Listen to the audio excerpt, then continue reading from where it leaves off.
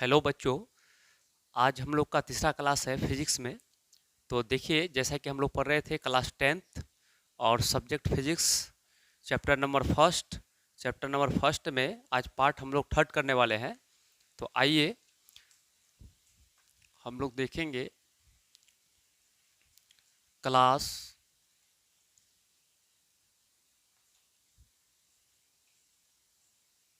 Class tenth tenth में क्या पढ़ रहे थे? फिजिक्स पढ़ रहे थे हम लोग। फिजिक्स पढ़ रहे थे और फिजिक्स में क्या पढ़ रहे थे? चैप्टर नंबर 1 पढ़ रहे थे। चैप्टर नंबर 1 में क्या है? प्रकाश का परावर्तन पढ़ रहे थे हम लोग। प्रकाश का परावर्तन एवं अपवर्तन। प्रकाश का परावर्तन एवं अपवर्तन। और ये हम लोग पार्ट कौन सा होगा? हम लोग का पार्ट तीसरा होगा। पार्ट तीसरा होगा आज का। तो पार्ट तीसरा में हम देखिए आगे।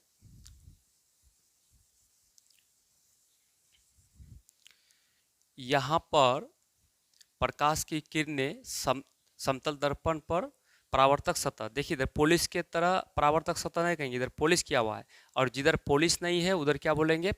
दर्पण का परावर्तक सतह या पृष्ठ कहेंगे। तो इधर दर्पण का परावर्तक पृष्ठ है। तो प्रकाश की किरणें दर्पण पर आती है और आके टकराया, टकराने के बाद फिर ये वापस लौटेगी। तो ये वापस लौटा, ठीक है।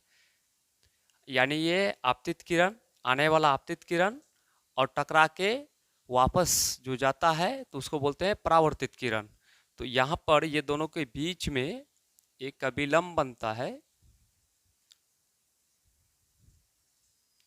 क्या बनता है? अभिलंब। यहाँ पर O, यहाँ पर N, ए ओ आपतित किरण, O B परावर्तित किरण, यानी ON अभिलंब। तो ये यहाँ जो कोण बनेगा ये आपतन कोण I और ये जो कोण बनेगा परावर्तन कोण R।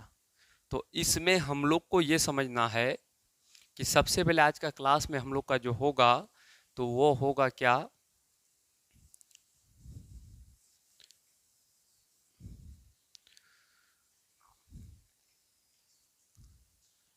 सबसे पहले आपतित किरण के बारे में पढ़ेंगे।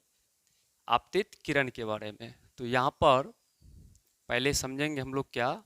आपतित किरण। आपतित किरण, आपतित किरण जिसको इंग्लिश में बोलेंगे इंसिडेंट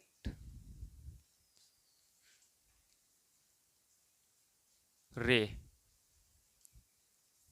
क्या है इंसिडेंट रे? क्या है तो उसको हम लोग समझते हैं।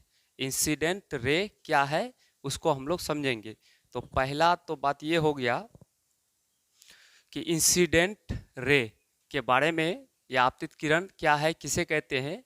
तो हम लोग लिख सकते हैं, क्या लिख सकते हैं कि दर्पण दर्पण पर दर्पण पर दर्पण के सतह पर पड़ने वाले किरण को, दर्पण के सतह पर पड़ने वाले किरण को आपतित किरण कहेंगे। क्या कहेंगे? आपतित किरण कहेंगे। तो हम लोग कह सकते हैं क्या कि दर्पण के सतह पर पड़ने वाले किरण को, दर्पण के सतह पर ये जो किरण है ये किरण दर्पण के सतह पर, दर्पण के कौन सा सतह? परावर्तक सतह पर। तो दर्पण के सतह पर हम लोग इसको लिख सकते हैं दर्पण के दर्पण के परावर्तक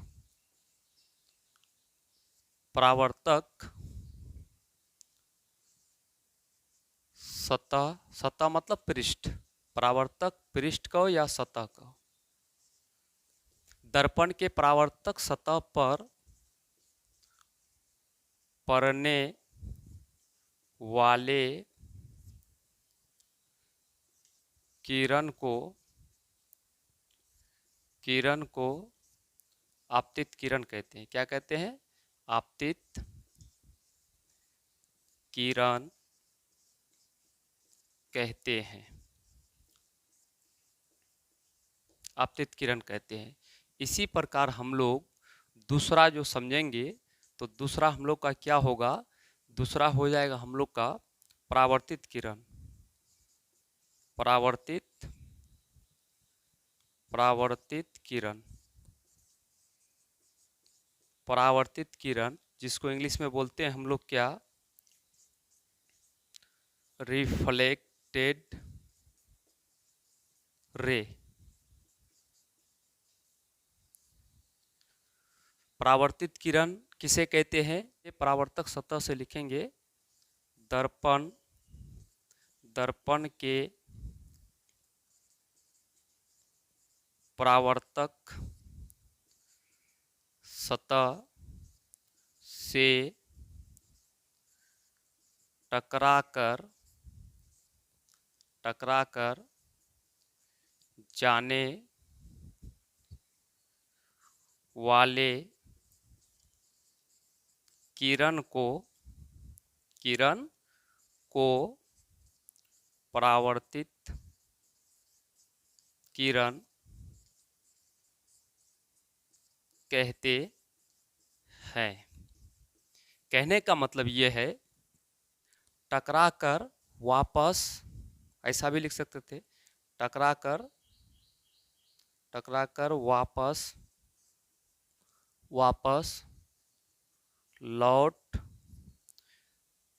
लौट जाने वाले, यानी दर्पण के परावर्तक सतह से टकराकर वापस लौट जाने वाले किरण को परावर्तित किरण कहते हैं। ऐसा भी हम लोग लिख सकते हैं। तो एक बार इसका स्क्रीनशॉट ले लीजिए, फिर आगे देखते हैं। तो बच्चों अब हम लोग अगला पॉइंट जो देखेंगे तो वो हम लोग का पॉइंट क्या होगा कि आपतन बिंदु क्या है। आपतन बिंदु के बारे में हम लोग देखेंगे, आपतन बिंदु के बारे में देखेंगे हम लोग। आपतन बिंदु, आपतन बिंदु क्या है, यानी इसको हम लोग बोल सकते हैं पॉइंट ऑफ इंसिडेंट,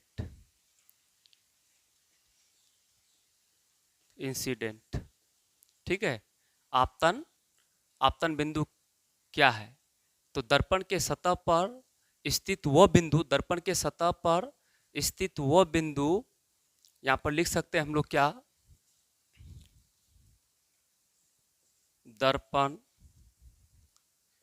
के सतह पर स्थित वह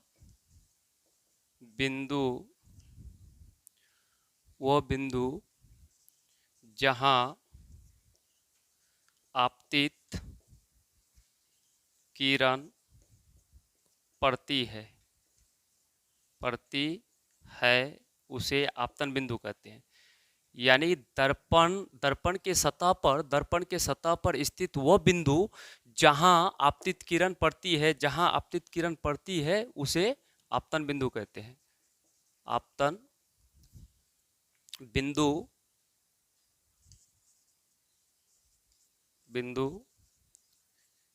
कहते हैं।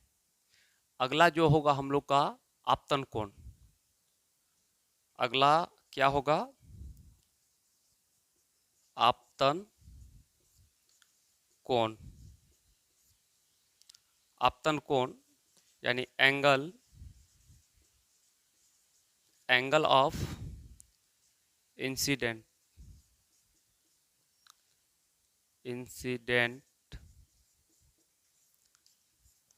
तो आपतन कोण क्या है, अब जो पढ़ेंगे हम लोग कि आपतन कोण क्या है, एंगल ऑफ इंसिडेंट, ठीक है। आपतन कोण क्या है, तो आपतन कोण के बारे में हम लोग क्या कर सकते हैं कि आपतन कोण, अभी जो चित्र में हम लोग देखे आपतन कोण, क्या देखे, ऐसा चित्र था, इधर पोलिस था, ऐसे आपतित किरण, परावर्तित किरण, अभिलंब।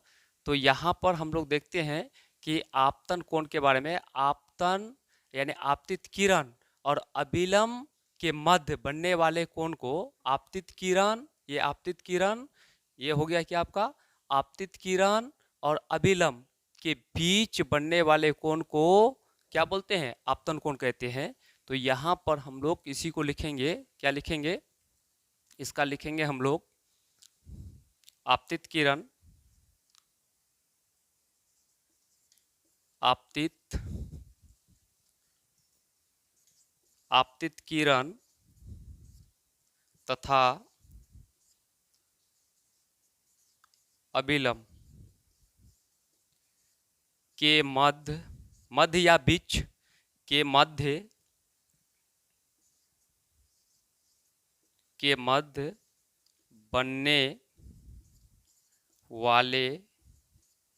बनने वाले कोण को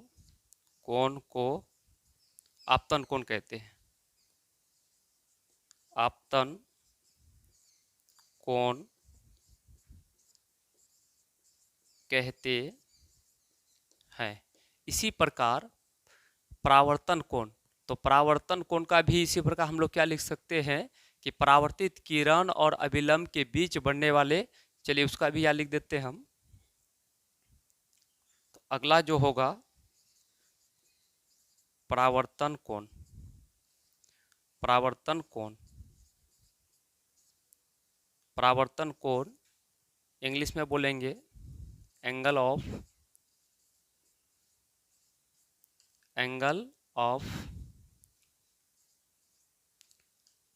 रिफ्लेक्शन।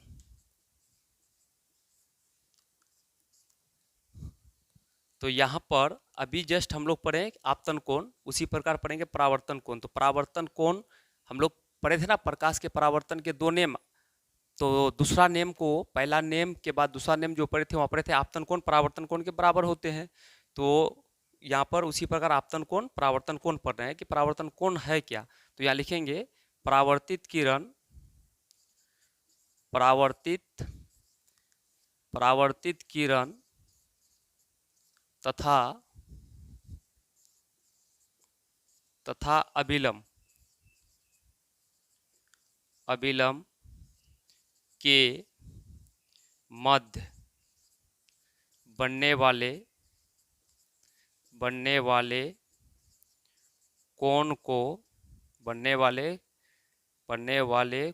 कोण को परावर्तन कोण कहते हैं। परावर्तन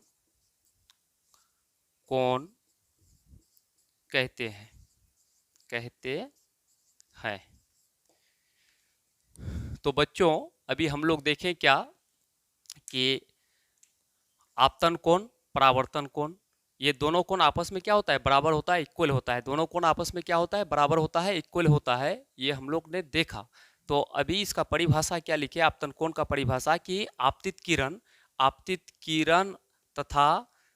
किरण तथा अभिलंब के बीच बनने वाले कोण को हम लोग क्या बोलेंगे, आपतन कोण कहेंगे। और परावर्तन कोण किसे कहते हैं, तो परावर्तित किरण तथा अभिलंब के बीच या मध्य बनने वाले कोण को परावर्तन कोण कहते हैं। आप लोग इसका एक बार स्क्रीनशॉट ले लीजिए। चलिए क्या होगा हम लोग का अगला क्वेश्चन। तो अगला क्वेश्चन जो होगा यहाँ पर प्रतिबिंब, इमेज, प्रतिबिंब किसे कहते हैं या इमेज क्या है। तो यहाँ पर अगला क्वेश्चन जो होगा तो वो होगा हम लोग का क्या, प्रतिबिंब के बारे में। यानी प्रतिबिंब को इंग्लिश में बोलते हैं इमेज। क्या बोलते हैं, इमेज। प्रतिबिंब किसे कहते हैं, प्रतिबिंब किसे कहते हैं। चलिए इसका आंसर देते हैं। प्रतिबिंब किसे कहते हैं, तो हम लोग लिख सकते हैं प्रतिबिंब के बारे में कि किसी बिंदु वस्तु से आती प्रकाश की किरणें परावर्तन या अपवर्तन के बाद जिस बिंदु पर मिलती है या बिंदु से फैलती हुई प्रतीत होती है, तो उस बिंदु वस्तु का प्रतिबिंब कहते हैं। उस बिंदु वस्तु का प्रतिबिंब कहते हैं। तो हम लोग ऐसा लिख सकते हैं कि प्रतिबिंब किसे कहते हैं, किसी बिंदु वस्तु से आती प्रकाश, क्या लिखेंगे, किसी बिंदु वस्तु से आती प्रकाश की प्रकाश की किरणें परावर्तन या अपवर्तन के बाद जिस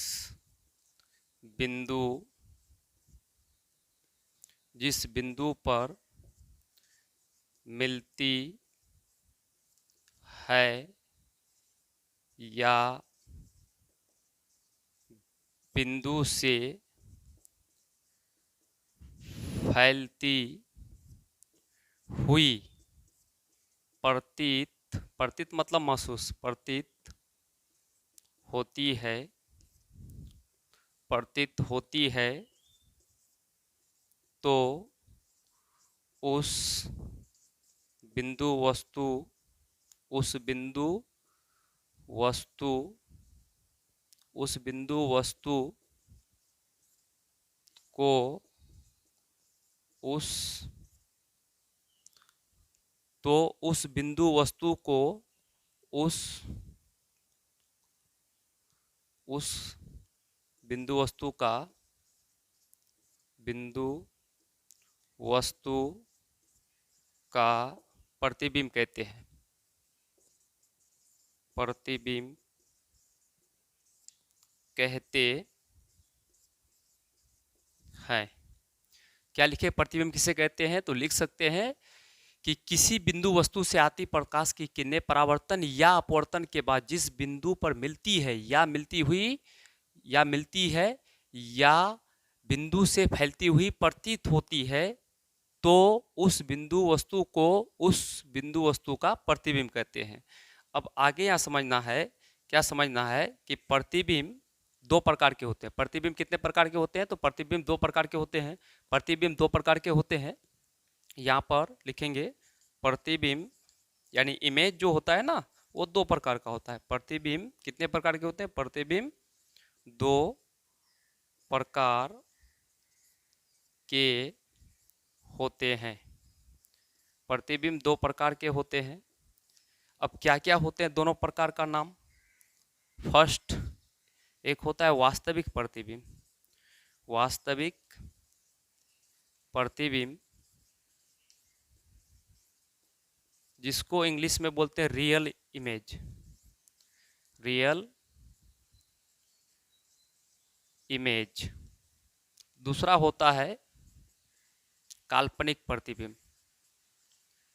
काल्पनिक प्रतिबिंब। काल्पनिक प्रतिबिंब या फिर इसको बोलते हैं आभासी प्रतिबिंब। काल्पनिक का दूसरा नाम क्या है? आभासी प्रतिबिंब। आभासी प्रतिबिंब जिसको इंग्लिश में बोलते हैं वर्चुअल इमेज।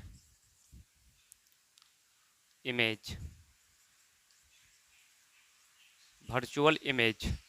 अब देखेंगे हम लोग प्रतिबिंब दो प्रकार के होते हैं, वास्तविक, काल्पनिक। काल्पनिक का दूसरा नाम आभासी। Real image, virtual image. चलिए इसका स्क्रीनशॉट लीजिए, फिर इसके बाद हम लोग पढ़ेंगे वास्तविक प्रतिबिंब और काल्पनिक प्रतिबिंब में अंतर पढ़ेंगे।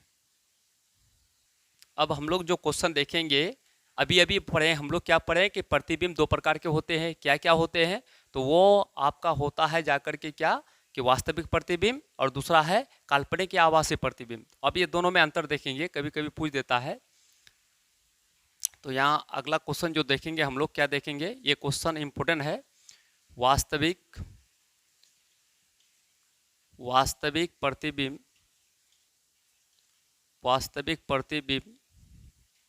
तथा काल्पनिक प्रतिबिंब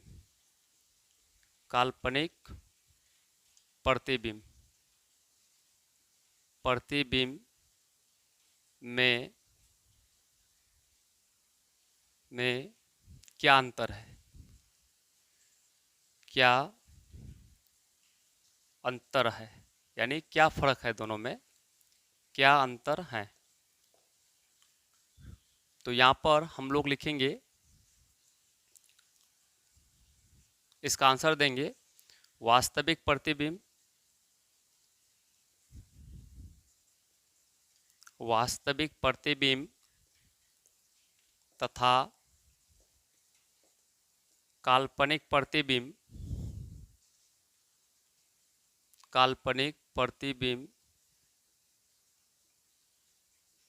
में निम्न अंतर है। निम्नलिखित अंतर है। अब एक तरफ लिख देंगे वास्तविक प्रतिबिंब,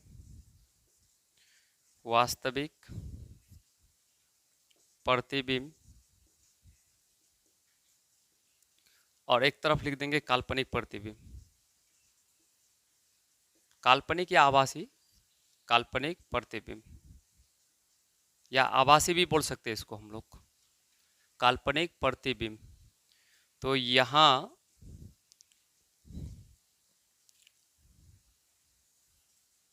देखिएगा, इधर इस घर में जो भी लिखेंगे वास्तविक प्रतिबिंब के बारे में लिखेंगे, और इस घर में जो भी लिखेंगे तो आभासी या काल्पनिक प्रतिबिंब के बारे में लिखेंगे। तो इधर इसका पहला पॉइंट लिखेंगे क्या, इसका पहला पॉइंट होगा यह किरणों, कौन किरणों, प्रकाश की किरणों, ठीक है, प्रकाश के किरणों। तो इधर लिखेंगे क्या हम लोग कि यह किरणों के प्रकाश की किरणों के, यह किरणों के वास्तविक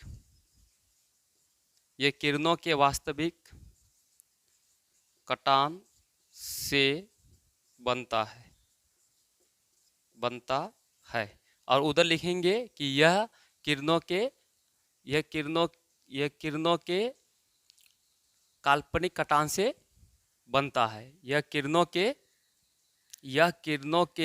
काल्पनिक कटान से बनता है। तो इसका क्या लिखेंगे हम लोग, नंबर फर्स्ट इसका, यह किरणों के काल्पनिक कटान से, देखिए काल्पनिक आभासी का मतलब महसूस होना, प्रतीत होना, ठीक है, और ये वास्तविक मतलब रियल में ऐसा होता है, कटान से बनता है। इसका पॉइंट नंबर 2 लिखेंगे, यह मतलब वास्तविक प्रतिबिंब या यह हमेशा उल्टा बनता है।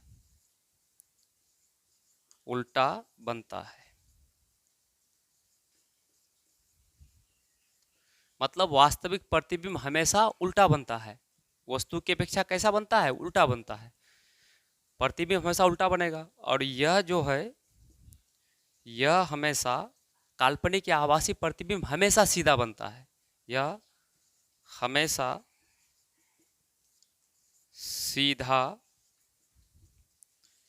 बनता है। इसका पॉइंट नंबर 3, यह दर्पण के सामने बनता है, दर्पण के सामने बनता है। और इसका तीसरा पॉइंट, यह दर्पण के पीछे बनता है। यानी काल्पनिक प्रतिबिंब दर्पण के किधर बनता है, पीछे, और वास्तविक प्रतिबिंब दर्पण के आगे बनता है, सामने बनता है, दर्पण के पीछे बनता है।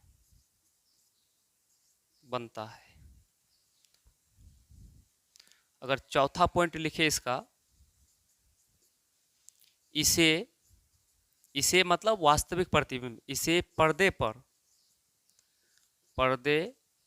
पर प्राप्त किया जा सकता है या उतारा जा सकता है। पर्दे पर उतारा जाता है किसको, वास्तविक प्रतिबिंब को। क्वेश्चन पूछता है, VBI है, इसे पर्दे पर उतारा जाता है या प्राप्त किया